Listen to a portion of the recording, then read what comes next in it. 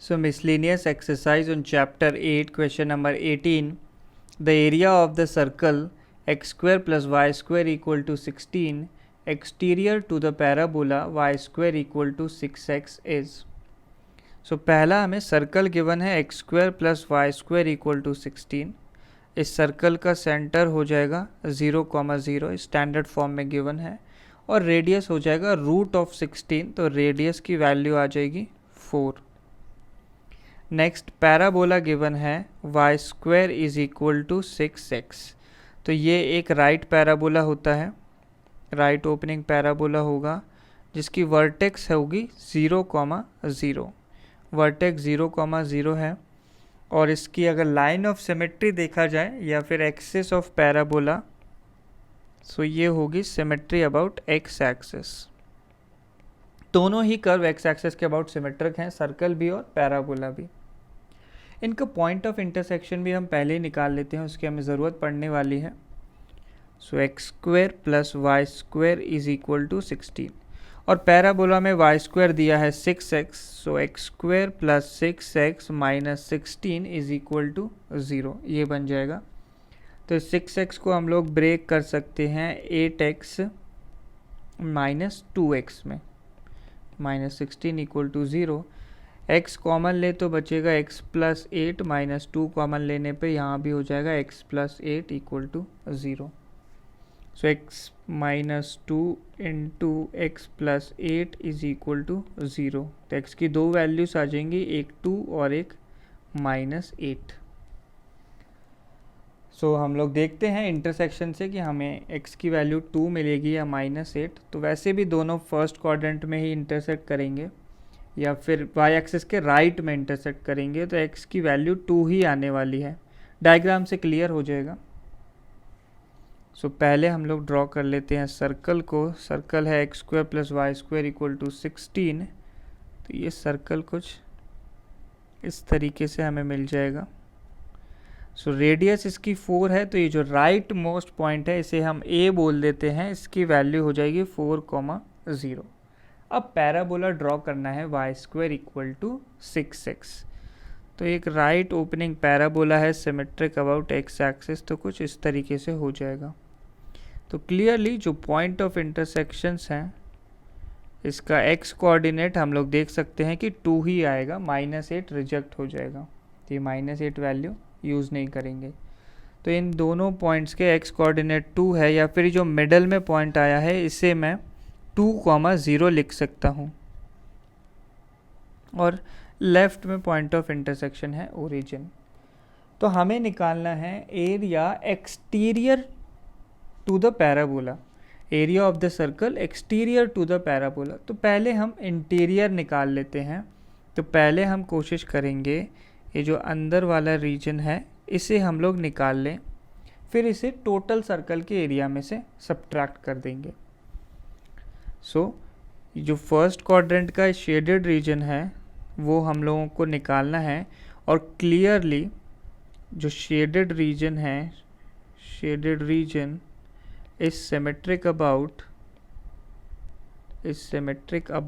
X axis, क्योंकि clearly parabola हमने लिखा था एक्स एक्सिस के अबाउट सिमेट्रिक है और सर्कल भी सिमेट्रिक होता है.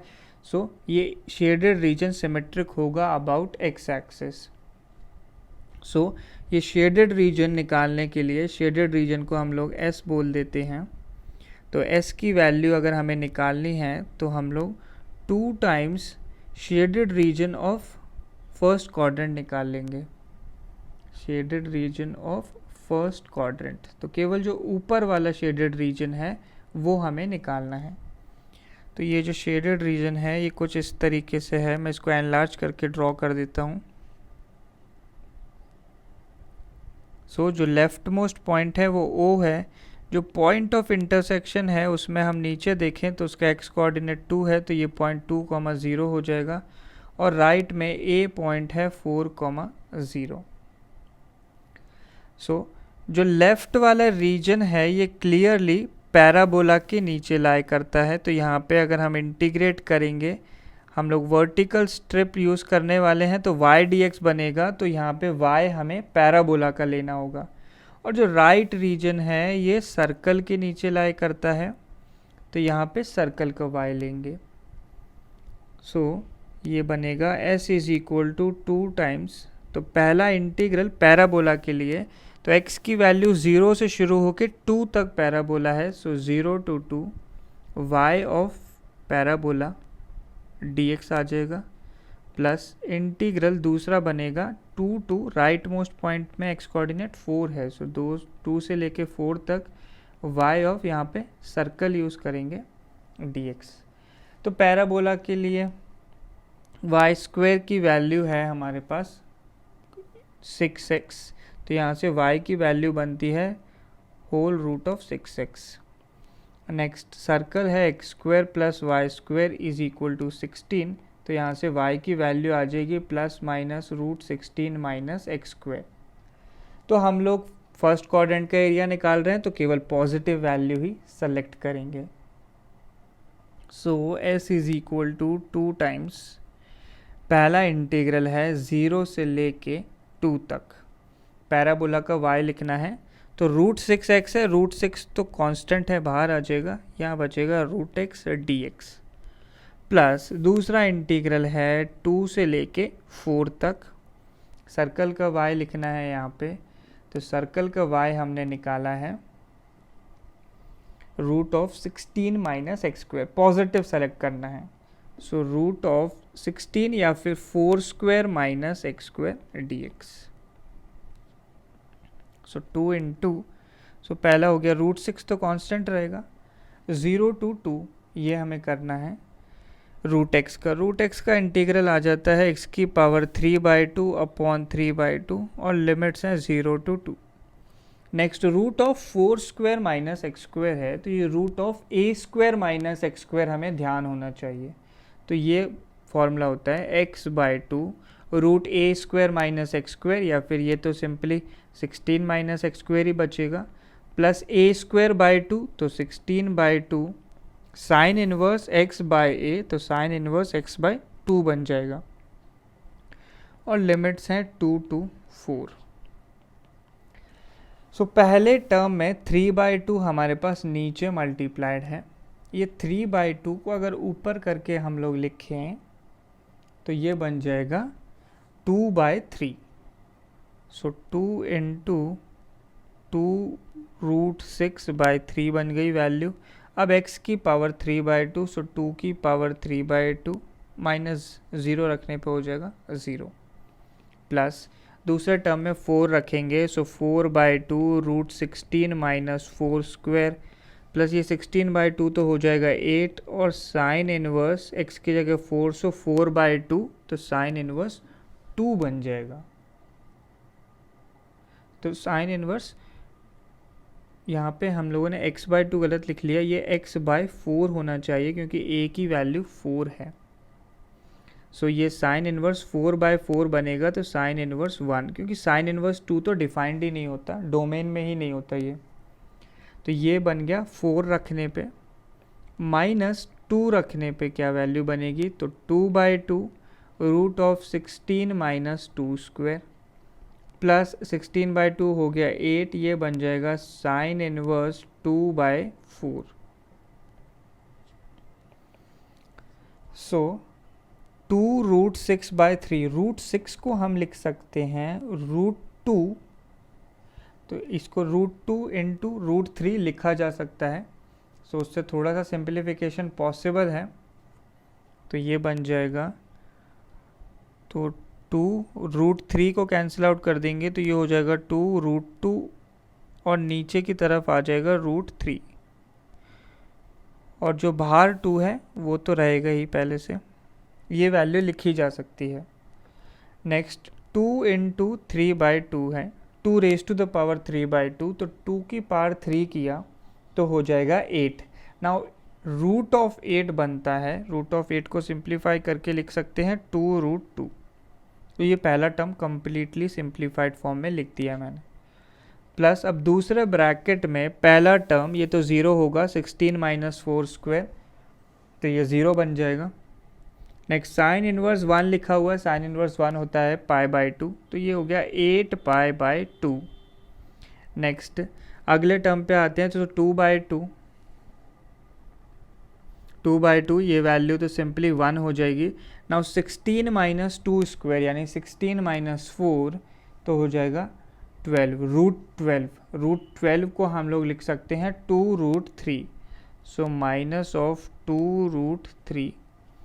नेक्स्ट साइन इनवर्स 2/4, तो साइन इनवर्स हाफ हो गया, साइन इनवर्स हाफ होता है π/6, तो माइनस 8π/6, और हर को हमें फिर लास्ट में 2 से भी मल्टीप्लाई करना है। तो ये जो पहला टर्म है ये बन गया, तो इसमें 2 तो 2 है, ये हो गया 4, √2 इंटू √2 हो गया 2, तो 4 इंटू 2 इज़ 8, सो 8/√3 हो जाएगा। 2 से मल्टीप्लाई करके 16/√3, तो पहला टर्म आ गया 16/√3। नेक्स्ट दूसरा टर्म, सो 2 से मल्टीप्लाई किया तो नीचे का 2 कैंसिल आउट हो जाएगा, ये वैल्यू सिर्फ 8π रह जाएगी, so plus 8π। Next third term ये हो जाएगा -4√3, -4√3, और लास्ट टर्म इसमें 2 से मल्टीप्लाई किया तो नीचे बन जाएगा 3, तो -8π/3, सो -8π/3। ये वैल्यू हमारे पास बन गई है फाइनली। इसको थोड़ा सा सिंप्लीफाई कर सकते हैं, नीचे हम लोग रूट नहीं लिखेंगे, रूट को हम लोग ऊपर लेके आएंगे। सो फर्स्ट टर्म और थर्ड टर्म को हम लोग इकट्ठा कर सकते हैं, इसको साथ में लिखेंगे। इसमें हम लोग नीचे एलसीएम ले लेते हैं 3, सो ये √3 वाला टर्म ये बन जाएगा ऊपर 16√3, और -4√3 में इसको हमें 3 से मल्टीप्लाई करना होगा, तो ये हो जाएगा -12√3, प्लस बाकी जो रिमेनिंग टर्म है सेकंड टर्म और फोर्थ टर्म, इसमें भी एलसीएम हम 3 ले लेंगे, तो ये हो जाएगा 24π - 8π, तो 16 - 12, सो 4√3/3 बन जाएगी ये वैल्यू, 4√3/3, प्लस 24π - 8π करें तो ये हो जाएगा 16π/3, ये वैल्यू आ जाएगी। सो यहाँ से अगर हम कॉमन लेना चाहें तो 4/3 कॉमन आ जाएगा, ब्रैकेट में हमारे पास बचेगा √3 प्लस 4, √3 प्लस 4π। सो ये आ गया हमारे पास इंटीरियर रीजन का एरिया। हमें निकालना है area of circle, exterior to parabola, तो ये निकालने के लिए हमें सर्कल के टोटल एरिया में से जो हमने एस की वैल्यू निकाली है वो सब्ट्रैक्ट करनी होगी।